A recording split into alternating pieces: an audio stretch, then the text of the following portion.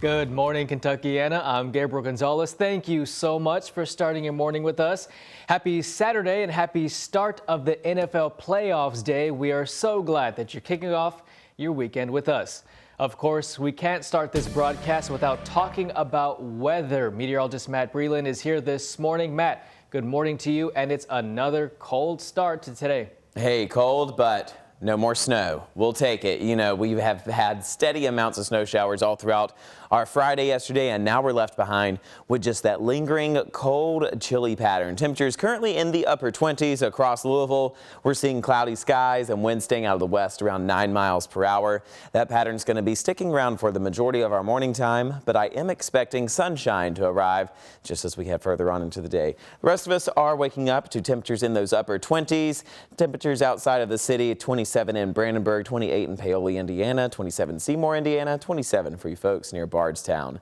Now we're continuing to stay clear and quiet this morning. A few lingering clouds still with us, but the main storm system now making its way further towards the east, and we are going to see just some cold temperatures lingering around for the rest of our day. Now we are keeping a close eye on another system that's developing just across the northern Midwest. This is likely going to sweep its way very quickly across us as we head into Monday morning, bringing in just a little bit of some dusting of snow. We're not expecting any accumulations, how we've seen for these past few snow systems, but we are expecting another round of at least some flurries as we head into the early parts of Monday morning. Temperatures all across the Ohio Valley are in those upper 20s. We really saw that chilly pattern arrive past the snowstorm, and we've got another round of freezing temperatures ahead for our highs today. So cold sunshine in the forecast, but we're also tracking a lot colder weather headed our direction as we head into next week. We're going to have all the details about that coming up here in just a few short minutes.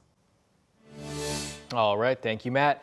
Well, at least 3 people now have a place to stay during this cold weather. It comes just a day after the city told a local restaurant it could no longer house homeless people overnight.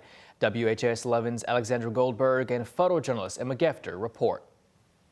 Cereals for the morning, coffees that gets donated. This is the Streetery Food Hall in the Beachmont neighborhood. Yesterday we went through all of it. We got backpacks filled with essential stuff. A restaurant in Louisville's South End forced to halt its operations as an emergency overnight shelter after being issued this violation by the Louisville Fire Department. It reads, quote, discontinue use as a shelter immediately and remove all cots.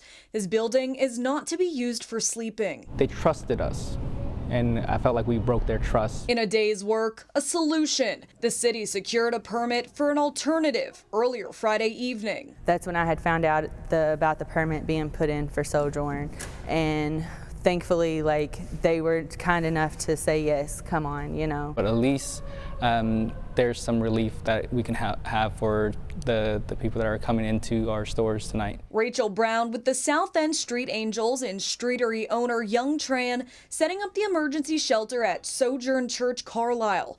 It's set up in this gym with cots to sleep. What was happening at the Streetery, I think it brought immediate attention on what we need on this side of town. Because we don't want to displace anybody. They say a Jeep club is transporting people in the South End to the shelter, and for Friday night, 3 people are sleeping here. Organizer Amanda Mills with the South End Street Angels. Well, last night, I'm not going to lie, all of us felt defeated. We were scrambling, trying to figure out what the next steps were going to be. But today, I can honestly say the community is backing our efforts. In Louisville, Alexandra Goldberg, WHAS 11 on your side. And we're told a major uproar from the public is a big reason why this all came together in less than 24 hours. WHAS 11 reports 2 council members in the South End, Jennifer Chappell and Betsy Rue, worked with codes and regulations to secure this church as the new location. And as a reminder, Operation White Flag is still in effect due to the snow and extreme cold. Both the Salvation Army and Wayside Christian Mission are open for shelter. Plus 2 warming centers are also open, Hope International Church of God on Algonquin Parkway and Exodus Family Ministries on Cane Run Road.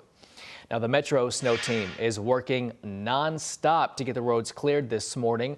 WHAS 11 went to Metro Fleet Services yesterday as they worked hard to keep the plow truck on the road. Kevin Gardner and his crew are quickly making repairs to get the trucks back on the road to continue clearing snow. The mayor asked Louisvillians Thursday to move their cars from emergency routes so the plows could get through the roads easier. However, we found many people across town didn't know about it. I had no idea. I did not hear about this. And even if I did, I can't really get my car to move. So maybe they need to help me out with that one. Pretty bold to ask me to move my car when it's quite struggling to do so without any of the correct tools. The emergency snow routes include the most traveled roads. You can see them on your screen now. It also includes major roads like Frankfort Avenue, Preston Street, and Preston Highway. The mayor's office confirmed Friday they are not towing cars from the routes. However, you are encouraged to move your cars.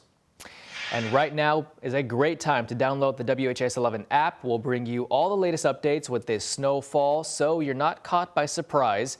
Of course, it's free and you can download that wherever you get your apps. The suspect in a quadruple shooting has his bond now reduced. Skylar McAdams is accused of shooting 4 men in a car last January near Muhammad Ali and South 12th Streets. 2 of the 4 men died, including Jagger Zond. We spoke with Zond's mother moments after McAdams' bond was cut in half. You can write a code check in this city and go to prison for 15 years, but you can murder 2 people and get out on bond and possibly home incarceration. McAdams has pleaded not guilty to charges of complicity to murder. His bond was reduced to $50,000 and he's expected back in court February 21st.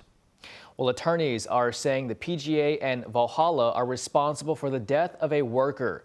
That worker, security guard John Mills, died crossing the street during the PGA Championship back in April.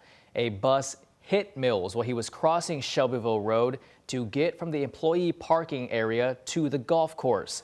Employee parking during the event was across the street from Valhalla, forcing employees to cross busy Shelbyville Road. Attorney Chad Gardner of the Gardner Law Firm says organizers should have had more paths for people to cross that street safely.